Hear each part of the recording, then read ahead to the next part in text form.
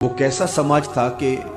جب بیٹی کو زندہ درگور کر کے باپ آتا تھا تو معاشرہ اسے داد دیتا تھا کہ تو نے اپنی آبرو بچا لی، تو نے اپنی عزت بچا لی۔ اور یہ اتنا بڑا گھنونا جرم، قیامت کے دن سب سے پہلا سوال نماز کا ہوگا،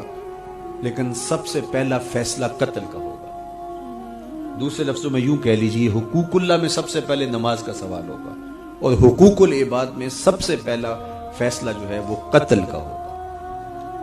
اور قتل میں بھی وہ بچیاں جو زندہ درگور کی گئی، ان کا مقدمہ پہلے لایا جائے گا۔ قرآن بتاتا ہے وَإِذَا الْمَوْءُودَةُ سُئِلَتْ بِأَيِّ ذَنبٍ قُتِلَتْ، قبروں میں گڑی ہوئی بچیاں اٹھائی جائیں گی، اللہ کی عدالت ہوگی،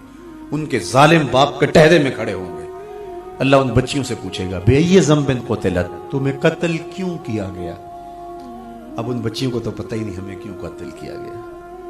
ابھی آنکھ کھلنے نہیں پائی تھی کہ بند کر لی گئی، زبان بولنے نہیں پائی تھی کہ نوچ لی گئی، زندگی کا پھول ابھی کھلا ہی نہیں تھا کہ مرجھا گیا۔ انہیں تو پتہ ہی نہیں ہمارے ظالم باپوں نے یہ قیامت کیوں اٹھائی، یہ غضب کیوں توڑا، ہمارے معصوم دامن پہ کون سا داغ دیکھا کہ ہمارے ظالم باپوں نے ہماری زندگی نوچ لی۔ کہتے ہیں گڑھا کھودتے تھے، تاریخ پڑھیں، دل آج بھی خون کے آنسو روتا ہے، اور گڑھا کھود کر کے اس میں کھلونے رکھتے اور بچی وہاں بیٹھ جاتی اور کھلونوں سے کھیلنے لگتی،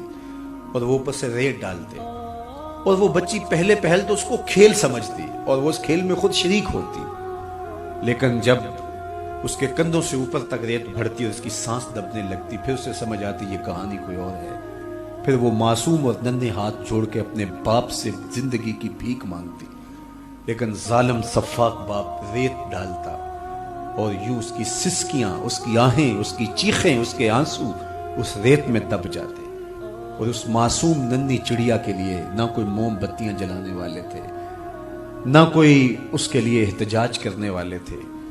اور نہ کوئی اس کی FIR کٹتی تھی۔ باپ کو بھی داد ملتی، ماں کو بھی داد ملتی، معاشرہ سفاک اس پہ ماتم کرنے کی بجائے اس پہ خوشیوں کا اظہار کرتا۔ پہلی آواز پورے عرب میں جو اٹھی اور بلند ہوئی وہ میرے حضور کی تھی، بیٹیوں کو قتل کرنے والوں سن لو، میری فاطمہ میرے جگر کا ٹکڑا ہے، یہ پہلی آواز تھی۔ یہ صرف کلمہ محبت ہی نہیں ہے، اس ظالمانہ سماج کے خلاف جو ہے وہ علم جہاد میرے حضور نے بلند کیا، میری بیٹی میرے جگر کا ٹکڑا ہے، اور کہا جو دو بیٹیاں،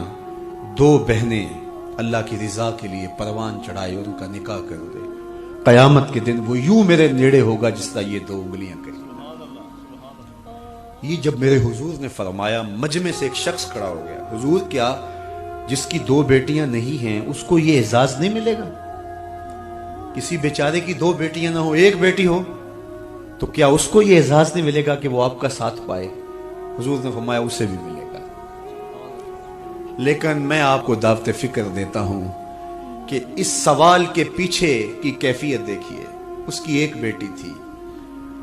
کہاں بیٹیاں زندہ درگور ہو رہی ہیں، اور کہاں ایک بیٹی والا کہتا ہے کاش کہ میری بھی دو بیٹی۔ یہ تھا لایا ہوا میرے حضور کا نظام۔ بیٹیوں والے فخر کرنے لگے کہ ہماری بیٹیاں، یہ ہماری بخشش کی ضمانت ہوگی، دو بیٹیوں کا نکاح کر لو، بخشش کی ضمانت۔